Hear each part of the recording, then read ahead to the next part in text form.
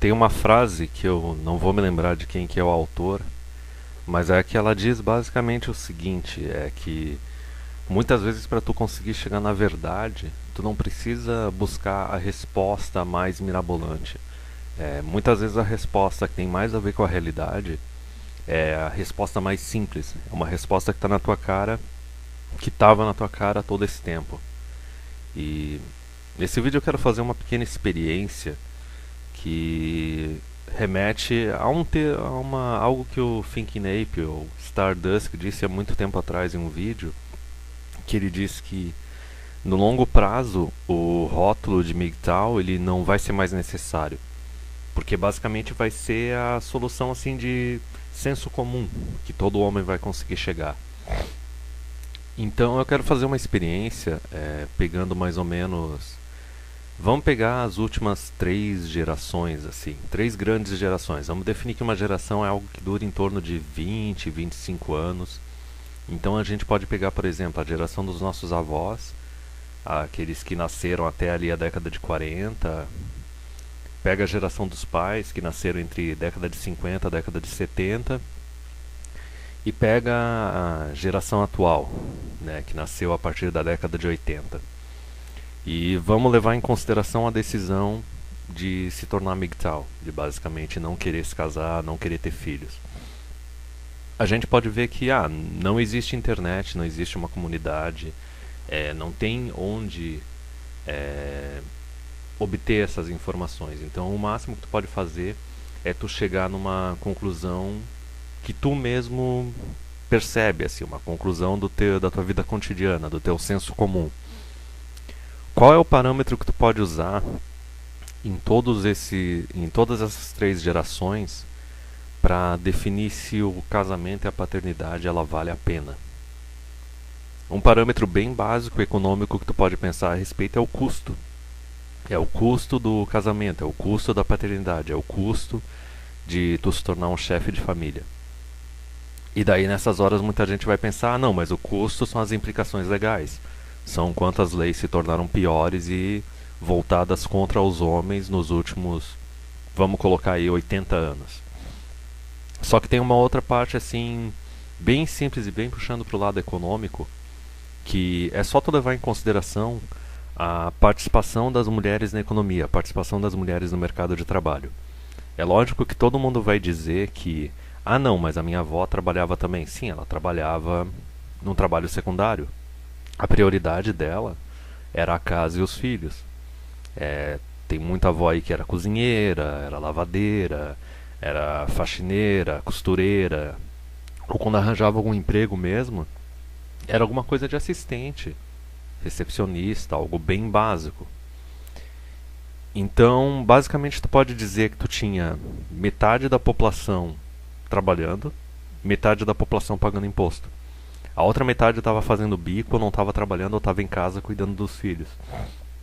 Então, nisso tu já pode ver duas coisas. Se tu tem metade da população pagando imposto, o governo tem metade da arrecadação.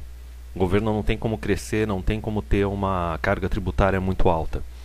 A outra questão é a seguinte: pega um mercado, lei básica de oferta e procura.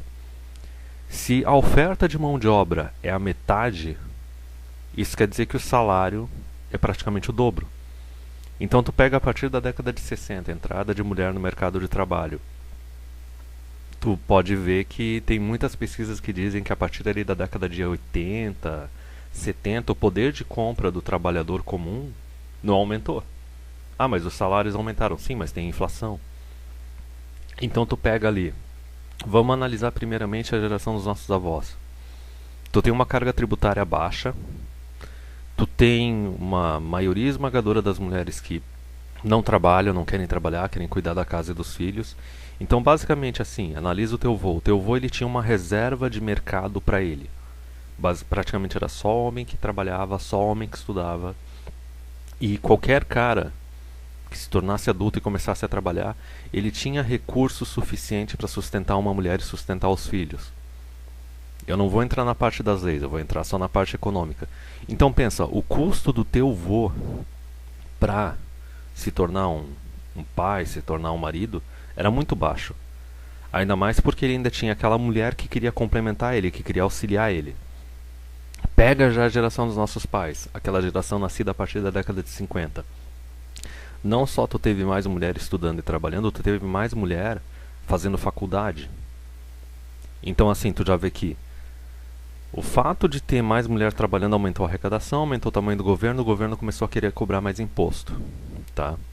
O fato de ter mulher entrando no mercado de trabalho, isso quer dizer que o mercado de trabalho já foi se tornando mais instável, a capacidade do homem de conseguir arranjar um emprego, manter um emprego e ter condições de sustentar a mulher e os filhos já se tornou menor, e ainda tem aquela questão da hipergamia, porque a mulher que começou a estudar e começou a trabalhar, ela não quer mais se relacionar com qualquer homem, porque antes qualquer homem ia estar acima dela. Não, agora ela quer um cara do mesmo nível dela ou acima dela. Então assim, tu já pode ver que na geração dos teus pais, o custo de se tornar um marido, um pai, um chefe de família, já aumentou. Porém tem muito homem que pensa assim, não, mas homem e mulher estavam pau a pau e a maior parte das mulheres trabalhava em trabalho mais secundário, mesmo que regulamentado, então tá ok, tá valendo a pena. Teve muito cara que entrou nessa onda. Só que também teve muito cara que quando chegou na década de 70, 80, se ferrou na onda de divórcio que teve, até mesmo aqui no Brasil. Então agora, tu analisa que nessa geração, ok, o cara não tinha mais a reserva de mercado, ele já tinha que competir com mulher por oportunidade de trabalho e oportunidade de estudo, e para arranjar uma mulher era mais difícil porque ele tinha que se esforçar mais para ele estar acima da mulher e para a mulher sentir atração nele, ver ele como um parceiro viável para casar e ter filho. Agora pega, por exemplo, a nossa geração a partir da década de 80. Não só tu tem as mulheres massivamente querendo trabalhar, querendo estudar, muitas delas decidindo que só querem procurar um relacionamento sério para construir família e ter filhos depois dos 30, que isso já remete a outros problemas que outras horas pode ser discutido. Porém, tu vê que assim, a competição entre homem e mulher, tem muitas universidades que a maior parte dos estudantes já são mulheres, entendeu? Então a competição não só entre homem e mulher por oportunidade de estudo e trabalho, ela está acirrada, como ela já está tendendo para o outro lado.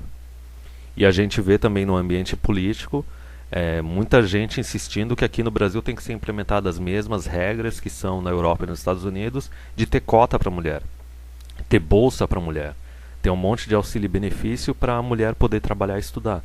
Então o homem de hoje em dia, ele não só está competindo com a mulher por oportunidade de trabalho e estudo, ele está competindo com o governo também. E como eu disse anteriormente, quanto maior a entrada de mulher no mercado de trabalho, maior a quantidade de oferta de mão de obra para a quantidade de demanda. Então o salário já está mais baixo ainda. E eu acho muito engraçado porque a gente tem os tradcons hoje em dia que eles ficam inflacionando o valor da vagina. Eles ficam basicamente dizendo que não, tu tem uma mulher tradicionalista e submissa e que seja dona de casa, que cuide das crianças e dos filhos para ti, é uma coisa que traz grande benefício para ti. Tem um cara do YouTube, o That Guy T, cara jovem, libertário, tava começando a falar esse monte de merda no Twitter. Só que a questão, tu tem que lembrar do custo, tu tem que lembrar da parte econômica, do custo do teu tempo de vida, do quanto tu tem que se esforçar. Na geração dos teus avós, o homem precisava trabalhar ali umas entre 40 e 50 horas para conseguir ter tudo isso, para conseguir manter a mulher e os filhos e tudo mais. Se tu pegar a geração dos nossos pais, teve muito pai aí que trabalhou 50 horas por semana. Agora pega na situação atual. O cara que quer ser um desse chefe de família tradicionalista e ter uma mulher que fique só cuidando da casa e dos filhos. O cara vai ter que trabalhar entre 60 e 70 horas. Quando ele estiver fazendo faculdade, que ele já vai ter no mínimo 4 horas por dia de faculdade, ele vai ter que fazer um estágio que seja 8, 6 horas. Para terminar a faculdade já saindo na frente da concorrência. E quando ele começar a trabalhar, se prepara. Porque não é só aquele benefício assistencialismo que o governo dá para a mulher que trabalha e estuda. No ambiente de trabalho, muita gente sabe que toda hora que tem uma bomba grande para resolver, que precisa de bastante hora extra, quem são que são chamados para resolver esses problemas? São os funcionários homens. As funcionárias mulheres vão para casa mais cedo, porque tem que cuidar do marido, tem que cuidar do filho e tudo mais. Então o homem atual, o custo para o homem atual de se tornar um chefe de família, um marido, um pai, é um custo que vai fazer o cara trabalhar no mínimo 60 horas por semana. O cara vai trabalhar 60 horas por semana e com certeza ele vai morrer mais cedo por causa disso. Então a questão é a seguinte: todos os homens, independente de ser Red Pill ou não, independente de ser MGTOW ou não, inevitavelmente eles vão chegar a essa mesma conclusão. É simplesmente uma questão de custo. Basicamente, uma coisa que não iria acontecer, mas que deveria ter acontecido quando a mulher começou a entrar no mercado de trabalho, é que já que ela ia ter uma carreira, ela teria que ter procurado um cara que fosse ser companheiro, que fosse cuidar mais da casa e das crianças, e daí ela ia ser o provedor, cuidar da carreira.